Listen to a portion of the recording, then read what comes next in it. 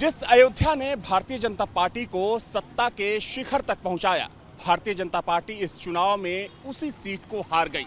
जब चुनाव परिणाम सामने आया तब किसी को यकीन नहीं हुआ कि प्राण प्रतिष्ठा के बाद बीजेपी अयोध्या सीट हार सकती है। आखिर इस हार के पीछे की असल वजह क्या है, यही जानने के लिए इस वक्त मैं अयोध्या में हूं, लता चौक पर हूं और इस वक्त मेरे साथ यहाँ के जाने माने संत स्वामी दिवाकराचार्य जी महाराज हैं। स्वामी जी, अयोध्या में बीजेपी हार गई। संत समाज यहाँ पर राम के नाम पर, राम मंदिर के मुद्दे के नाम पर जब हम लोगों की बातचीत होती थी तो बीजेपी के साथ कहीं ना कहीं खड़ा दिखाई देता था। इस हार की असल वजह क्या मानते हैं? देखिए, सर्वप्रथम तो लोक आस्था के इस महापर्व में पूरे देशवासियों ने अपनी सहभागीदारिता निभाई। उसके लिए मैं संपूर्ण देशवासियों को माँ सीता का स्वरूप और प्रभु श्री राम का स्वरूप जान प्रणाम करता हूँ, नतमस्तक होकर प्रणाम करता हूँ। रही बात अयोध्या की, तो अयोध्या ने त्रेता काल से ही एक मंथरा को पाल के रखा है और भगवान श्री राम ने उस मंथरा को माँ बोलते थे।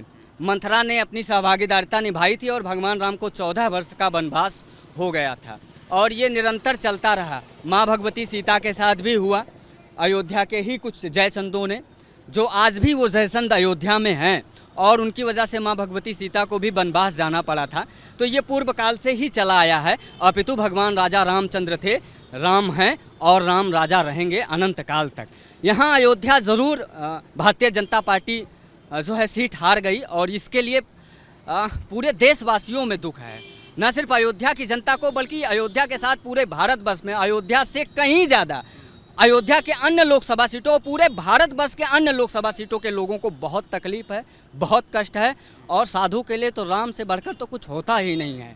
राम सर्वस्व होते हैं। जनता का जो फैसला होता है वो भी तो सबसे ऊपर होता है। बिल्कुल, डेमोक्रेसी लोकतंत्र में जनता जनार्दन होती है और उसी जनार्दन का जनादेश मानकर यह स्वीकार्य किया जाता है। लेकिन फिर भी जिस अयोध्या के विधानसभा में आप खड़े हैं, वहां से भारतीय जनता पार्टी सबसे बड़ी जो है पार्टी बनकर उभरी है और 4000 वोटों से अयोध्या विधानसभा ने उसे जीत दिलाया है।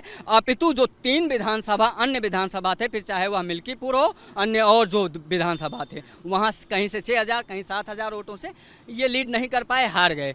लेकिन अयोध्या ने जिताया है और ये प्रभु श्री राम जी की कृपा है।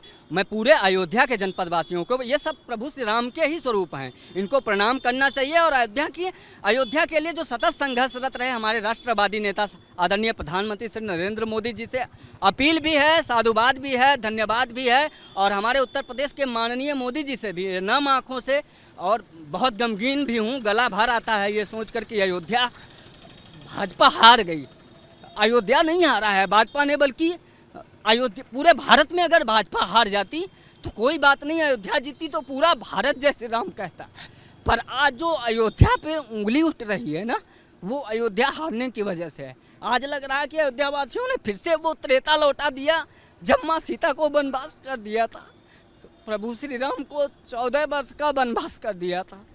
पर ठीक है, ये जनादेश है, लोकतंत्र है, इसमें सबका सम्मान होना चाहिए। और मोदी जी तो राष्ट्रवादी नेता हैं, एक साधु, एक संत, जो एक भारतीय परंपरा को समझता है, राष्ट्रीयता को समझता है, उन स्वतंत्रता के सेनानियों की स्वाधीनता को समझता है, जिसने इस भारत में वातावरण स्वतंत्रता का फैलाया था। वरना गुलामी की मानसिकता में तो आज भी भारत उसी गुलामी की मानसिकता में जी रहा है। आज भी जो राम को हराने का काम करते हैं, राष्ट्रवाद को हराने का काम करते हैं, जुमलेबाजी की बात करते हैं, झूठे वादे फैलाते हैं, जो कहते हैं खटाखट पैसे आएंगे, जो कहते हैं राम मंदिर का वो जो निर्णायक फैसला सुप्रीम कोर्ट के माननीय सुप्रीम जजमेंटों ने सुप्रीम फैसला सुनाया उसको बदल देंगे। मैं चैलेंज करके कहता हूँ आज उन तमाम नेताओं को जो 99 का आंकड़ा नहीं क्रॉस कर पाए और मोदी जी पे तीखी प्रक्रिया करते हैं कि अब आप जो है प्रधानमंत्री का पद त्याग दीजिए, जिनका 292 सीट आया और जो 99 भी नहीं क्रॉस कर पाए, जिनके पास बहुमत कहीं दूर दूर तक नहीं दिखती है,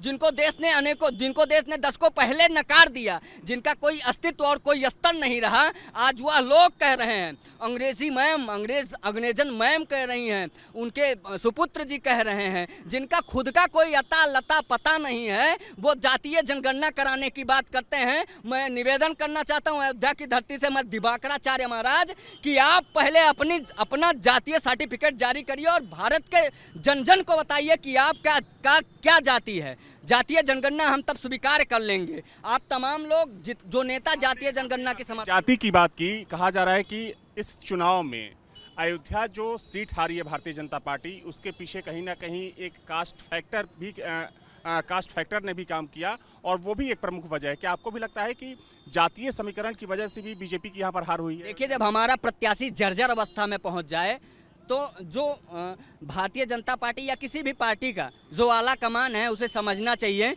कि किस प्रकार से टिकट वितरण किया जाना चाहिए। कुछ तो टिकट वितरण करने में हमको लगता है कि 10 से 15 सीटें जो भारतीय जनता पार्टी यहाँ उत्तर प्रदेश में गंवा दी, उसका सबसे बड़ा फैक्टर अगर कहीं रहा तो टिकट वितरण करने में बहुत बड़ी भूल हुई। और ये जो जनादेश मोदी जी को आज भी भारतीय जनता पार्टी जो 2 सीटों से स्टार्ट की थी, वो आज भी दुनिया की सबसे बड़ी पार्टी अगर है तो वो प्रभु श्री राम जी की ही अनंत अनंत कृपा है और भारतीय जनता पार्टी फिर दुनिया की सबसे बड़ी पार्टी रहेगी। लेकिन जो लोग टिकट में निर्णय लिए हैं उन लोगों ने कहीं ना कहीं गलती की है और उसको स्वीकार किया जाना चाहिए। सवाल ये भी है महाराज जी आपसे कि अयोध्या की बात करें तो पिछले 7-8 सालों में देखा जाए तो तकरीबन 30,000 करोड़ रुपए की योजनाएं यहाँ पर शुरू की गई।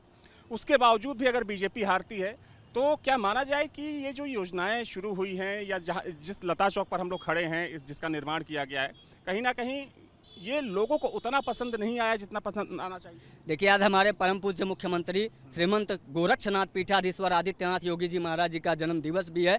मैं करबद्ध प्रार्थना करता हूं अपने नेताओं से, आदरणीय मुख्यमंत्री जी से और प्रधानमंत्री जी से, जो अयोध्या के समग्र विकास के लिए अयोध्या को दुनिया की सबसे श्रेष्ठ नगरी के रूप में विकसित किया जा रहा है। यह विकास का रथ रुकना नहीं चाहिए, इसके सर्वांगीण विकास में ऐसे ही कार्य होना चाहिए, क्योंकि राम भक्त और राष्ट्र भक्त चुनौतियों से कभी डरा नहीं करते हैं। इसी अयोध्या ने एक बहुत बड़ा जनाधार दिया है भारतीय जनता पार्टी को। आज अगर वो आज भी सबसे बड़ी पार्टी है तो उस अयोध्या की कृपा है। और अयोध्या ने नहीं नकारा, मैं बता रहा हूं आपको, अयोध्या ने भारतीय जनता पार्टी को अयोध्या विधानसभा से जिता कर भेजा है। अपितु कुछ मानचंदों ने, मान सिंह ने, जो महाराणा प्रताप के हल्दी घाटी युद्ध में महाराणा प्रताप के विरुद्ध ही महाराणा प्रताप के मान को घटाने का कार्य कर रहे थे। ये मानसिकता आज भी फलित फूलित पल्लवित हो रही है और निरंतर चल रही है, ये कभी रुकने वाली नहीं है। और इन्हीं से तो हमारी लड़ाइयां हैं और ये निरंतर चलती रहेंगी। अभी तो रामलला की झांकी है, काशी मथुरा बाकी है और ये विकास का रथ रुकना नहीं चाहिए। सर्वांगीण विकास, जैसा कि आपने बताया कि 30 लाख करोड़ रुपए की परियोजना यहाँ 30,000 करोड़ रुपए की परियोजना यहाँ संचालित हो रही है अयोध्या के समग्र विकास के लिए। ये निरंतर चलेगी, ये मुझे अपने माननीय मुख्यमंत्री जी पर विश्वास है, ये उपेक्षित नहीं रखी जाएगी। और जैसे हमारे मुख्यमंत्री जी अयोध्या में आते थे उसी प्रकार से आएंगे, क्योंकि हमारे प्रभु श्री राम ने मंथरा को भी मां कहा था, ठीक है। और हमारे श्री राम ने अयोध्या के जनमानस के जनादेश को भी स्वीकार किया था। भगवती जगदम्बा ने अग्नि परीक्षा भी दी थी और वनवास भी स्वीकार किया था। फिर भी राम ने कभी अवधवासियों को नहीं छोड़ा था। हमारे मुख्यमंत्री जी भी नहीं छोड़ेंगे, अयोध्या का भी त्याग नहीं करेंगे। ये अयोध्या अपितु और विकसित की जाएगी और भी सुंदर की जाएगी। मूंग दर देंगे उन लोगों के छाती पे चढ़ के जो लोग कहते हैं कि भारतीय जनता पार्टी अयोध्या से हार गई, अब कोई काम नहीं होगा। जिनकी ये मानसिकता है ना, उसको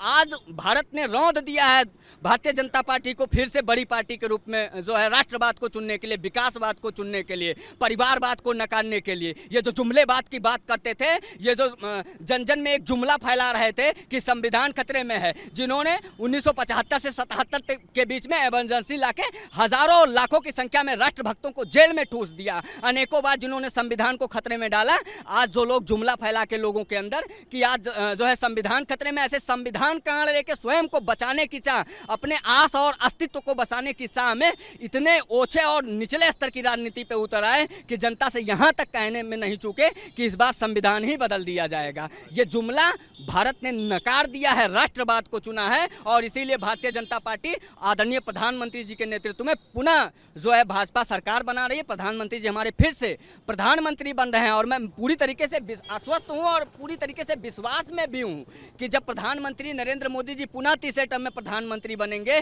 तो वो उसी प्रकार से रामलला के पास आकर नतमस्तक होंगे जैसे वो पहले आते थे। बाकी हमें आज खेद है इसके लिए। मैं पूरी अयोध्या की तरफ से, पूरी आम अयोध्या जनमानस की तरफ से जिन्होंने राष्ट्रवाद को चुना है, हाथ जोड़ के उन सारी अयोध्या की तरफ से खेद भी प्रकट करता हूं, माफ़ी भी मांगता हूं। अयोध्या विकास के लिए ललायित है और अयोध्या मथुरा के लिए भी प्रस्थान करेगी, काशी के लिए भी प्रस्थान करेगी और जो राष्ट्रवाद के लिए चुनौती बने हैं उनका भी अब सर्वनाश तय होगा अयोध्या से।